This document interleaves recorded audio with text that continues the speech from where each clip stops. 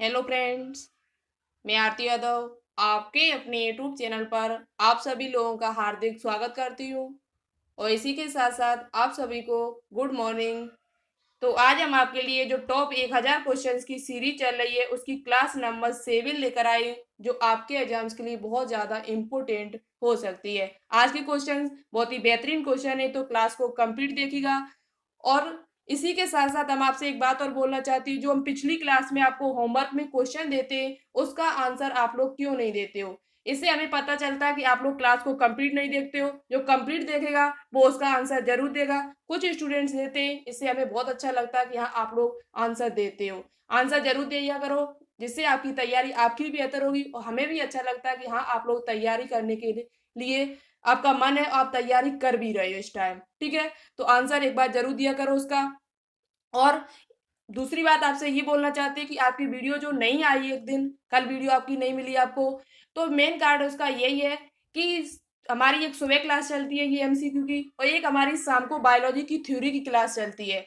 तो दोनों वीडियो का कंटेंट बनाने में थोड़ा टाइम लगता है, कंटेंट ढूंढना फिर उसे टाइप करना। हमारे पास कोई टाइपिंग मास्टर तो बैठा नहीं है।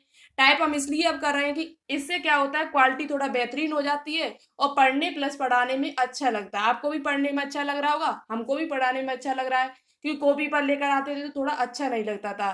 तो हमने सोचा आपके लिए थोड़ा मेहनत करना स्टार्ट कर दिया जाए, तो हम आपके लिए टाइप करके क्वेश्चन लाते हैं। तो इसलिए आपकी वीडियो एक दो दिन बाई चांस या छूट जाए, नहीं आती है, तो उसके लिए हमको माफ करना, सो सॉरी। वैसे हमारी कोशिश यही रहती है कि आपके लिए रोजाना एक वीडियो डाल दी जाए, दो ना डालें तो एक वीडियो आपकी डाल दी जाए, क्योंकि थ्योरी में टाइम लगता है। तो टाइम एक दिन में शायद ना आ पाए, एक दिन छोड़ के ही वो वीडियो आए आपकी, लेकिन सुबह की वीडियो आपको रोजाना मिलेगी। ठीक है, तो चलिए अब हम आपके लिए क्वेश्चन स्टार्ट करते हैं। सबसे पहले कल के क्वेश्चन का आंसर बताएंगे, फिर उसके बाद आपके लिए क्वेश्चन स्टार्ट करेंगे। तो प्लीज आप लोग थोड़ा सपोर्ट कीजिए, जिससे आपका चैनल ये और भी आगे बढ़ सके। तो चलिएगा देखिएगा, सबसे पहले होमवर्क में जो हमने आपको पिछली वीडियो में क्वेश्चन दिया था उसका आंसर एक दो स्टूडेंट्स ने दिया, शेष किसी ने नहीं दिया। जो दिया है उन्होंने राइट दिया था, इसके लिए उनको थैंक यू। क्वेश्चन था हमारा, क्या आप वर्गीकी का सही क्रम पहचान सकते हैं? क्या आप वर्गीकी का सही जो टेक्सोनॉमी उसका जो क्रम है वो पहचान सकते हैं?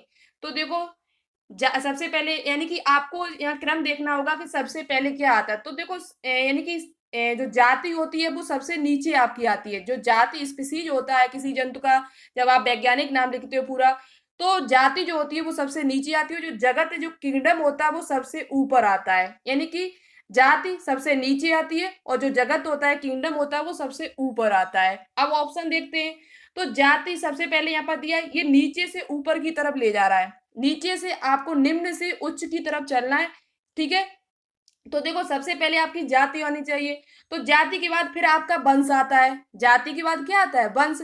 अब यहाँ पर जाति के बाद जो आपको दिया है वो गढ़ दिया है, तो इसका मतलब है ऑप्शन नंबर ए वन नहीं होगा आपका। ठीक है, बात करते हैं नेक्स्ट क्वेश्चन की, नेक्स्ट पॉइंट की, सॉरी।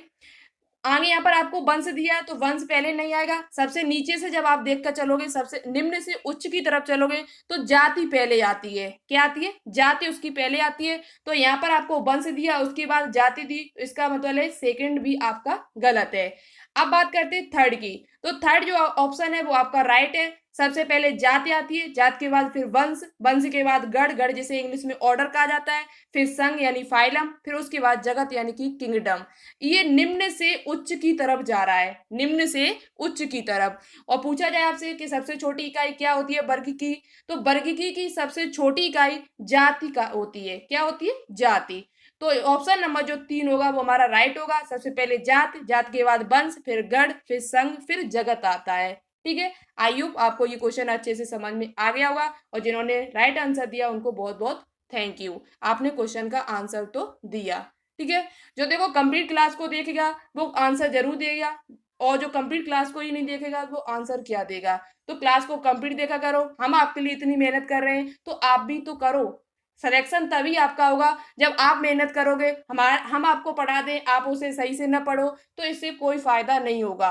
जब तक आप खुद सेल्फ स्टडी नहीं करोगे, घर पर नहीं पढ़ोगे, 7 से 8 घंटे नहीं, जब तक आप पढ़ोगे अभी से, आपका सिलेक्शन नहीं होगा। हम आपसे बोल रहे हैं, आपको अभी से 7 से 8 घंटे पढ़ना पड़ेगा, तभी आपका सिलेक्शन होगा। हम मेहनत आपके लिए कर रहे हैं इतनी, तो आप भी तो करो। ठीक है, मेहनत करना स्टार्ट कर दो, अच्छे से पढ़ना स्टार्ट कर दो। ये 2021 में आपको सिलेक्शन लेना है। और ये टॉप 1000 क्वेश्चंस बहुत क्वेश्चंस होते हैं, इनमें आपके एग्जाम में बहुत ज्यादा क्वेश्चन फंसेंगे भी। जिस प्रकार के क्वेश्चंस हम आपको करा रहे हैं ऐसे ही क्वेश्चन आपको एग्जाम में मिलेंगे, ठीक है। तो चलिए क्वेश्चन नेक्स्ट की बात करते हैं। गुणसूत्र तर्क तंतुओं से किसके द्वारा जुड़े होते हैं? देखो जो शाम को हमारी बायोलॉजी की क्लास चलती है उसके एमसीक्यू आपको इसी क्लास में मिलेंगे, तो इस क्लास को देखना अब ज्यादा आपके लिए जरूरी है। शाम को जो भी बायोलॉजी की क्लास चला करेंगी, जो भी चैप्टर हम आपको वहां पर कराएंगे, उनके जो एमसीक्यू होंगे, उनसे जो भी बनने वाले एमसीक्यू जो आपके एग्जाम में पूछे जाने की बहुत ज्यादा संभावना रहती है, वो सभी एमसीक्यू आपको इसी क्लास में मिलेंगे। चार चार पांच पांच करके हम आपको यही करा देंगे, क्योंकि वहां पे हम आपको कराएंगे तो एक दिन पूरा आपका बेस्ट होगा। वहां पर क्वेश्चन अलग से लेकर आएंगे। जैसे ही हमारा वो चैप्टर फिनिश होगा हम आपके लिए न्यू चैप्टर वहां पर स्टार्ट कर देंगे, इसलिए उनके जो भी एमसीक्यू बनेंगे वो हम आपको इसी क्लास में करा देंगे। तो वही क्वेश्चन है आपका सेल साइकिल से। ये गुणसूत्र तर्क तंतुओं से किसके द्वारा जुड़े होते? तर्क तंतु मतलब कि स्पेंडल फाइबर्स किसके द्वारा जुड़े होते? जिन्होंने क्लास को देखा होगा उनको आंसर पता लग गया होगा। गोल्गी काय से, अंतःखंड से, ए और बी दोनों से, यानी कि दोनों ए और बी सही, और इनमें से कोई नहीं। तो देखो गुणसूत्र जो होते हैं वो आपके किसके द्वारा जुड़े होते हैं, तो याद कर ले इस बात का। तो देखो इस बात को याद कर ले अच्छी तरीके से, जो गुणसूत्र होते हैं वो तर्क तंतुओं से किसके द्वारा जुड़े होते हैं। हमने बहुत ही अच्छी तरीके से डिटेल से पिछली जो क्लास हमने बायोलॉजी की डाली उसमें समझाया हुआ है। वो आपके गुणसूत्र बिंदु के द्वारा जुड़े होते हैं। जो इसमें ऑप्शन आपको नहीं दिया है, ऐसे भी आपको क्वेश्चन एग्जाम में मिल सकते हैं, तो अच्छे से क्वेश्चन को देखना, ये नहीं कि आपको ऑप्शन उसका दिया ही हो। तो इनमें से कोई नहीं, ऑप्शन नंबर जो डी होगा वो इस क्वेश्चन का राइट आंसर होगा। जो गुणसूत्र होते हैं वो तर्क तंतुओं से किसके द्वारा जुड़े होते हैं, तो गुणसूत्र बिंदु के द्वारा, जिसे हम सेंटोमियर कहते हैं। क्या कहते हैं? सेंटोमियर के द्वारा जुड़े होते हैं। जिनको ये क्वेश्चन समझ में नहीं आ रहा वो क्लास को देखे, अच्छे से आपको समझ में आ जाएगा। तो ऑप्शन नंबर जो डी होगा वो इस क्वेश्चन का राइट आंसर होगा। गुणसूत्र जो होते हैं वो तर्क तंतुओं से किसके द्वारा जुड़े होते हैं, तो वो आपके गुणसूत्र बिंदु के द्वारा जुड़े हुए होते हैं। चलिए नेक्स्ट क्वेश्चन आपका फिजिक्स का क्वेश्चन है, अच्छा क्वेश्चन है। क्रिकेट खिलाड़ी तीव्र गति से आती हुई गेंद को कैच करने के लिए अपने हाथों को पीछे हटाता है। जो क्रिकेट खिलाड़ी होता है वो तीव्र गति से आती हुई गेंद को कैच कैच करने के लिए अपने हाथों को पीछे किसके द्वारा हटाता है? तो देखिएगा, गेंद के संवेग का परिवर्तन या दर है, सॉरी दा बना लेना, कम हो जाए जिससे चोट नहीं पहुंचे। गेंद से नीचे आने पर उसका भार कम होने लगता है जिससे हाथों में चोट नहीं लगती है। ए और बी दोनों सही, इनमें से कोई नहीं।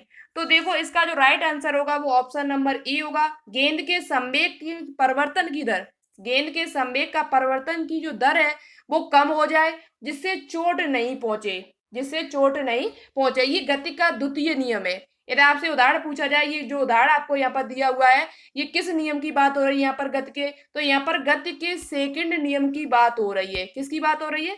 गति के सेकंड नियम की बात हो रही है। ये सेकंड जो गति का सेकंड नियम है, दूसरा नियम है, उसका ये उदाहरण है। तो गति के संवेग की परिवर्तन की जो दर है वो कम हो जाए और जिससे चोट नहीं पहुंचे, जिससे चोट नहीं पहुंचे। देखो जो क्रिकेट होती है उसकी जो गेंद का संवेग होता है वो बहुत ज्यादा होता है, उसका जो संवेग होता है गेंद का वो बहुत ज्यादा होता है। उसे मुझे शून्य करना होता है, शून्य करना होता है। शून्य करने के लिए मुझे अपने हाथों को पीछे खींचना पड़ेगा। जैसे ही हम हाथों को पीछे खींचेंगे तो उसका संवेग होगा वो शून्य हो जाएगा और हमारे हाथों में चोट नहीं लगेगी। तो ये कौन सा नियम है? गति का दूसरा नियम है, उसका ये उदाहरण है। और ऑप्शन नंबर ए होगा वो इस क्वेश्चन का राइट आंसर होगा। क्या होगा? Option number A. चलिए बात करते हैं नेक्स्ट पॉइंट की। नेक्स्ट क्वेश्चन है हमारा, पृथ्वी का पलायन वेग होता है, एस्केप वेलोसिटी कितनी है? बहुत ही इंपॉर्टेंट क्वेश्चन है। इसी के साथ साथ हम आपको चंद्रमा का पलायन वेग भी बताएंगे और पलायन वेग क्या होता है ये भी हम आपको समझाएंगे। तो ध्यान से क्वेश्चन को पढ़ना, अच्छे समझना। पृथ्वी का पलायन वेग है, पृथ्वी का जो पलायन वेग होता है वो कितना है? सबसे पहले हम बात करते हैं कि पलायन वेग होता क्या है।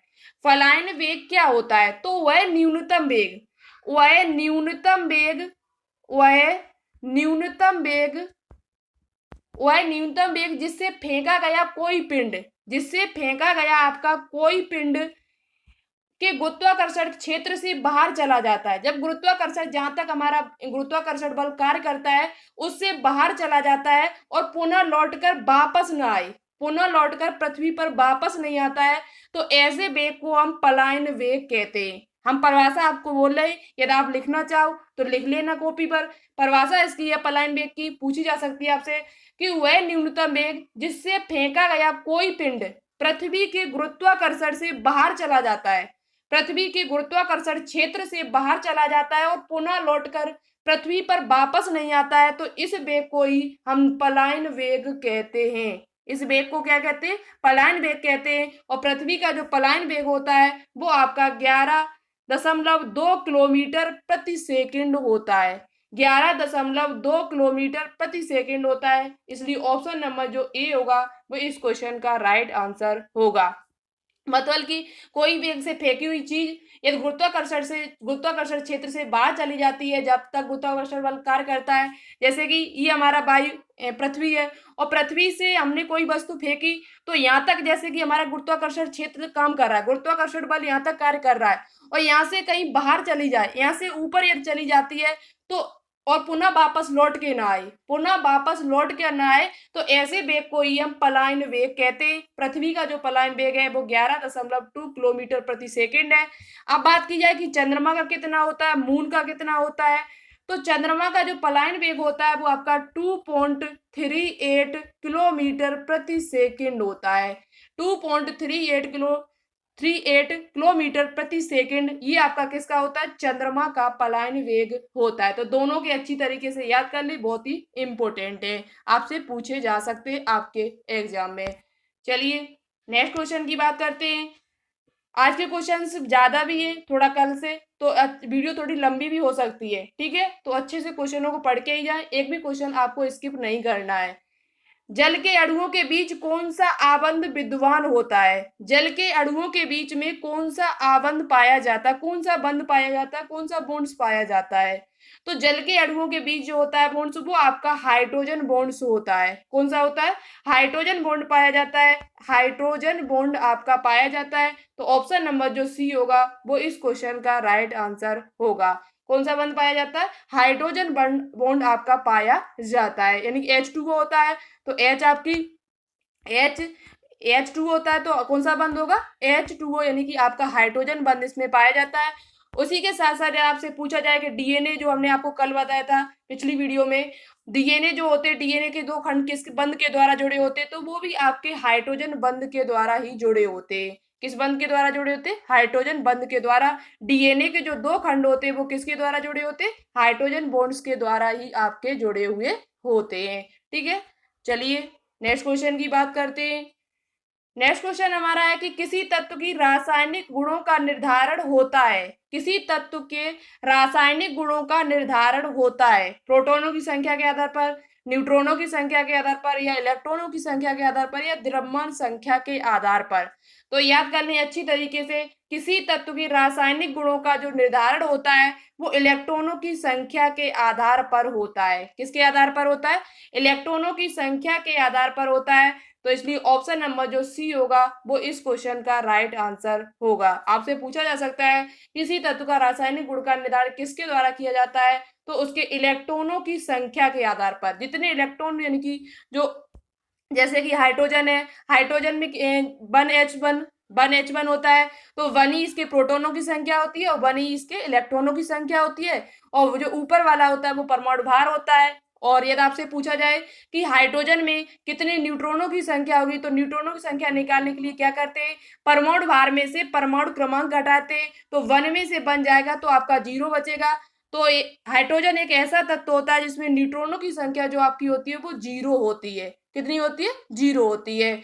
लेकिन आपसे रासायनिक गुणों की जब बात कर ली जाए, किससे निर्धारित किया जाएगा किसी तत्व का, तो वो आपका इलेक्ट्रॉनों की संख्या के आधार पर किया जाता है, ठीक है? चलिए नेक्स्ट क्वेश्चन की बात करते हैं। नेक्स्ट क्वेश्चन हमारा है, किसी तत्व के अन्य के साथ संयोजन करने की क्षमता कहलाती है, किसी तत्व के अन्य के साथ संयोजन करने की क्षमता क्या कहलाती है? तो उस क्षमता को क्या कहते हैं, तो उस क्षमता को तत्व की संयोजकता कहते हैं। क्या कहते हैं? तत्व की संयोजकता कहते हैं। संयोजन की बात हो रही, तो संयोजन का मतलब क्या होता है? जुड़ना, मिलना। तो किसी तत्व की अन्य के साथ जो संयोजन करने की जो क्षमता कहलाती है, उसे हम क्या कहते हैं? तत्व की संयोजकता कहते हैं। क्या कहते हैं? तत्व की संयोजकता कहते हैं। इसलिए ऑप्शन नंबर सी होगा वो इस क्वेश्चन का राइट आंसर होगा। कौन सा ऑप्शन होगा? C option. देखो, केमिस्ट्री आपको अच्छी करनी है, थ्योरी यदि आपको पढ़नी है, तो हमारा एक अदर चैनल है जिसकी लिंक आपको नीचे डिस्क्रिप्शन में मिल जाएगी, ग्लोबल साइंस आईक्यू। उस पर थ्योरी इस टाइम कराई जाएगी और ऑर्गेनिक केमिस्ट्री वहां पर स्टार्ट हो चुकी है, आप वहां से पढ़ लीजिएगा। बहुत ही अच्छी तरीके से दीक्षा मैम के द्वारा पढ़ाई जा रही है। यहाँ पर आपको केमिस्ट्री क्वेश्चन मिल जाया करेंगे, थ्योरी आपको यहाँ पर थोड़ा संभव नहीं है। बायोलॉजी क्लास आपको डेली मिलेगी। ठीक है, चलिए क्वेश्चन नंबर नेक्स्ट देखते हैं। किसमें विद्युत संयोजी, सहसंयोजक, उप सहसंयोजक तीनों बंध पाए जाते हैं? ऐसा कौन सा यौगिक है जिसमें विद्युत संयोजी, सहसंयोजक, उप सहसंयोजक तीनों बंध पाए जाते हैं? तो वो आपका है अमोनियम क्लोराइड। क्या है आपका? अमोनियम क्लोराइड जो होता है, जिसे हम नौसादर के नाम से जानते हैं। किस नाम से जानते हैं? नौसादर। इसका जो सामान्य नाम है वो आपका नौसादर है। इसका केमिकल जो फॉर्मूला है वो NH4Cl। क्या होता है? NH4Cl। और ये एक ऐसा यौगिक है जिसमें विद्युत संयोजी बंध, विद्युत संयोजी, सहसंयोजक बंध, उप सहसंयोजक बंध पाया जाता है। बहुत ही अच्छा क्वेश्चन है, पूछा जा सकता है आपसे, ऐसा कौन सा यौगिक है जिसमें तीनों बंध पाए जाते हैं? तो वो आपका अमोनियम क्लोराइड है। और इसके साथ साथ एक और आपका यौगिक है, उसका नाम जरूर सुनना। क्या है आपका? दूसरा जो यौगिक है आपका वो है अमोनियम ब्रोमाइड। क्या होता है? अमोनियम ब्रोमाइड, जिसे हम कहते हैं NH4Br। एक आपका ये भी यौगिक है, एक अमोनियम क्लोराइड है, एक आपका अमोनियम ब्रोमाइड है। ये दोनों यौगिक ऐसे होते हैं जिनमें तीनों ही बंध पाए जाते हैं, जिनमें तीनों ही बंध आपके पाए जाते हैं। तो इसलिए ऑप्शन नंबर जो डी होगा वो इस क्वेश्चन का राइट आंसर होगा। नेक्स्ट क्वेश्चन की बात करते हैं। कार्य तथा शक्ति में क्या संबंध है? कार्य तथा शक्ति में क्या संबंध है? तो कार्य आपको पता है, कार्य और शक्ति क्या? कार्य को हम W से निरूपित करते हैं, शक्ति को P से निरूपित करते हैं। अब आपको पता होगा कि P बराबर होता है W/T, कार्य बटे समय। P मतलब शक्ति, पावर। P बराबर होता है W/T, यानी एकांक समय में जो कार्य करते हैं उसे क्या कहते हैं? शक्ति कहते हैं। तो P/T जब हम इसका त्रिय गुणा करेंगे तो क्या निकल के आएगा हमारा? P W बराबर P गुणे टी, P गुणे टी। तो इसका मतलब हुआ कार्य और शक्ति में संबंध ये होगा आपका। कार्य और शक्ति में जो संबंध निकल के आएगा वो आपका क्या होगा? W बराबर P गुणे टी। W बराबर P गुणे टी, कार्य बराबर शक्ति गुणे समय। ऐसा यहाँ पर कहां पर लिखा हुआ है? तो ऐसा ऑप्शन नंबर आपका 1 में लिखा हुआ है, ऑप्शन नंबर ए में लिखा हुआ है, कार्य बराबर शक्ति गुणे समय। इस पर आपके न्यूमेरिकल पूछे जाते हैं कि कार्य और शक्ति पर, तो आप इस फॉर्मूले को अच्छे से याद कर लेना। W बराबर P गुणे टी, ये कार्य और शक्ति में संबंध होता है। आपको पहले से भी पता है कि P बराबर क्या होता है? W/T। और जब हम W को इधर लेकर आएंगे तो P गुणे T हो जाएगा। तो ये कार्य और शक्ति में आपका संबंध हो जाएगा, रिलेशन है ये। तो ऑप्शन नंबर जो ए होगा वो इस क्वेश्चन का राइट आंसर होगा। चलिए क्वेश्चन नंबर नेक्स्ट देखते हैं। साबुन के बुलबुले के अंदर का दाब वायुमंडलीय दाब से कैसा होता है? साबुन के बुलबुले का अंदर का प्रेशर देखा जाए और एटमॉस्फेयर का प्रेशर देखा जाए तो कैसा होता है? अधिक होता है, कम होता है, आधा होता है या बराबर होता है? कैसा होता है ये आपको बताना है। तो देखो, अधिक होता है। साबुन के बुलबुले का जो प्रेशर होता है वो वायुमंडलीय दाब से अधिक होता है। इसलिए ऑप्शन नंबर जो ए होगा वो इस क्वेश्चन का राइट आंसर होगा। कैसे? देखो, यदि यही बाई चांस इसका जो साबुन का बुलबुला है उसका अंदर का जो दाब कम हो जाए और वायुमंडलीय दाब अधिक हो जाए तो ये बुलबुला जो होगा वो फूट जाएगा। कैसा हो जाएगा? फूट जाएगा। लेकिन यदि अधिक होता है तो बुलबुला वो आपका नहीं फूटेगा। यदि साबुन के बुलबुले का जो दाब होगा वो अधिक होगा और वायुमंडलीय दाब से, तो वो बुलबुला आपका नहीं फूटेगा। और यदि कम होता है इसका दाब तो ये बुलबुला कैसा होगा? फूट जाएगा। ठीक है, एक पॉइंट यहाँ आपसे और पूछा जाता है कि वायुमंडलीय दाब कितना होता है? जो वायुमंडलीय दाब है आपका, एक एटमॉस्फेयर दाब कितने के बराबर होता है? तो ये एक एटीएम प्रेशर बराबर आपका होता है 760। 760 मिमी पारा स्तंभ के दाब के बराबर होता है। मिमी का मतलब मिलीमीटर, पारा पारा से नापा जाता है। और जो आपका वायुमंडलीय दाब होता है वो किससे नापा जाता है? तो वायुमंडलीय दाब, एटमॉस्फेयर जो प्रेशर होता है वो बैरोमीटर से नापा जाता है। उस बैरोमीटर में क्या भरा होता है अंदर? तो उस बैरोमीटर में आपका पारा भरा होता है। क्या भरा होता है? पारा। तो आपका वायुमंडलीय दाब यदि आपसे पूछा जाए किससे नापा जाता है, तो बैरोमीटर से नापा जाता है। उसमें क्या भरा होता है अंदर? तो आपका पारा भरा होता है। तो एक एटमॉस्फेयर दाब बराबर कितना होता है यदि आपसे ये पूछा जाए क्वेश्चन, तो 760 मिमी पारा स्तंभ के बराबर होता है। ठीक है, बहुत ही अच्छा क्वेश्चन है। ये आपसे पूछा भी जा सकता है कि एक एटमॉस्फेयर, एक एटीएम बराबर कितने दाब के बराबर होता है? तो 760 के बराबर होता है। किसके होता है? 760 के बराबर होता है। और वायुमंडलीय दाब किससे नापा जाता है? तो बैरोमीटर से नापा जाता है। और इसका जो ऑप्शन नंबर ए होगा वो राइट होगा। साबुन के बुलबुले के अंदर का दाब वायुमंडलीय दाब से कैसा होता है? तो अधिक होता है। यदि कम हो जाएगा बुलबुले का दाब तो वो अपने आप फूट जाएगा। ठीक है, नेक्स्ट क्वेश्चन की बात करते हैं। देखो, ऐसे थ्योरिकल क्वेश्चन आपके एग्जाम में पूछे जाते हैं फिजिक्स के। हमेशा एक दो क्वेश्चन, या एक दो नहीं बल्कि आपको 30 क्वेश्चन यदि आते हैं तो 10-15 क्वेश्चन आपको इसी प्रकार के मिलेंगे। 10-15 क्वेश्चन आपको थ्योरी टाइम मिलते हैं और बहुत ही इंपॉर्टेंट क्वेश्चन है ये सभी। तो नोटबुक पे नोट डाउन जरूर करना प्लीज। मिट्टी का तेल पानी के ऊपर इसलिए तैरता है क्योंकि, मिट्टी का जो तेल होता है वो पानी के ऊपर क्यों तैरता है? क्या कारण है उसका? तो आपको बताना होगा कि इसका जो कारण है वो आपका इस उसका घनत्व जो होता है, उसका घनत्व पानी के घनत्व से कम होता है। जो मिट्टी का तेल होता है उसका घनत्व देखा जाए तो पानी के घनत्व से कम होता है, इसलिए वह तैरता रहता है। इसलिए ऑप्शन नंबर जो बी होगा वो इस क्वेश्चन का राइट आंसर होगा। मिट्टी का तेल पानी के ऊपर इसलिए तैरता है क्योंकि उसका घनत्व जो होता है वो कम होता है। कैसा होता है? कम। डेंसिटी जो उसकी होती है वो कैसी होती है? कम होती है, इसलिए वो तैरता रहता है। इसलिए ऑप्शन नंबर जो बी होगा वो इस क्वेश्चन का राइट आंसर होगा। नेक्स्ट क्वेश्चन है, डीएनए का संश्लेषण निम्न में से किस अवस्था में होता है? ये सेल साइकिल का क्वेश्चन है, cell cycle and cell division वाले चैप्टर का। डीएनए का संश्लेषण निम्न में से किस अवस्था में होता है? एस प्रावस्था में, जीवन प्रावस्था में, G2 में, या एम प्रावस्था में? तो याद कर ले, एस प्रावस्था में होता है। हमने आपको बहुत ही अच्छी तरीके से वापस समझाया हुआ है कैसे होता है डीएनए का संश्लेषण, वो भी आपको बताया हुआ है।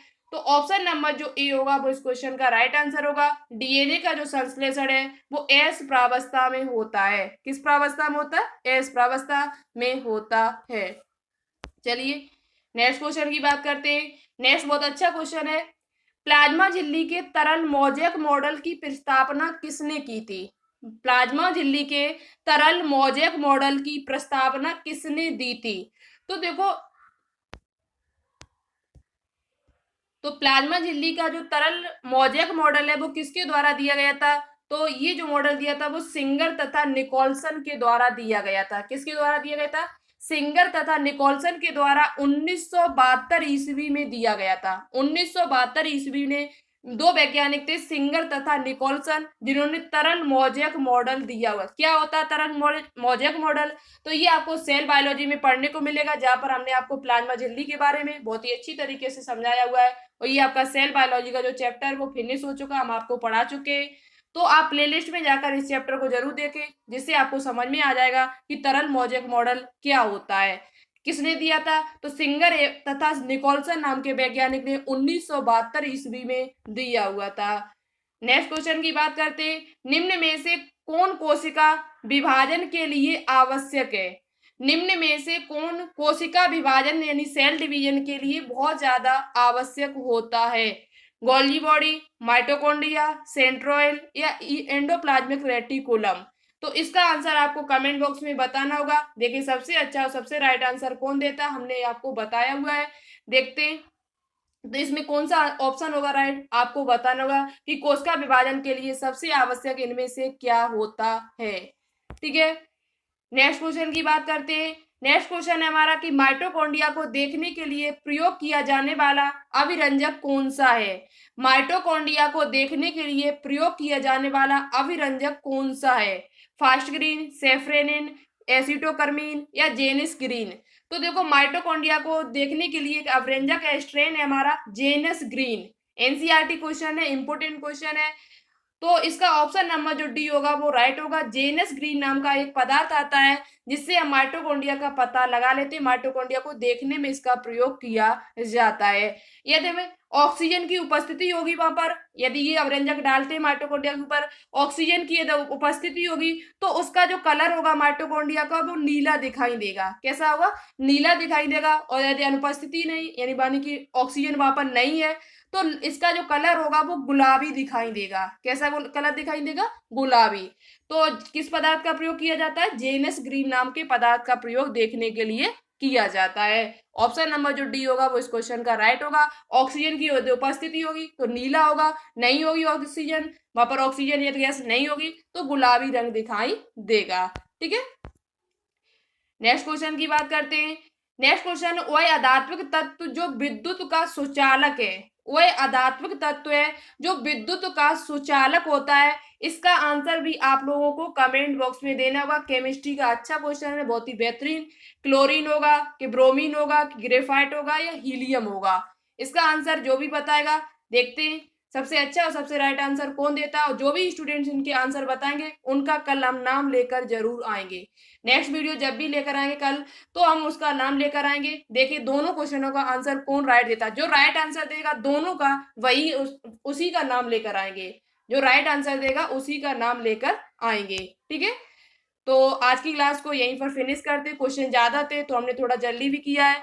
नेक्स्ट क्लास आपको जल्द मिलेगी, उसके लिए आप लोग तैयार रहें। तो आज के लिए इतना ही। क्वेश्चन कैसे लगे कमेंट बॉक्स में कमेंट करके जरूर बताएं। और प्लीज इस चैनल को थोड़ा सपोर्ट करें जिससे हमारा भी मन लगे और हम आपके लिए लगातार क्लास लाते रहे। तो आज के लिए इतना ही। Okay, thanks for watching this video. जय हिंद, वंदे मातरम। Okay, bye.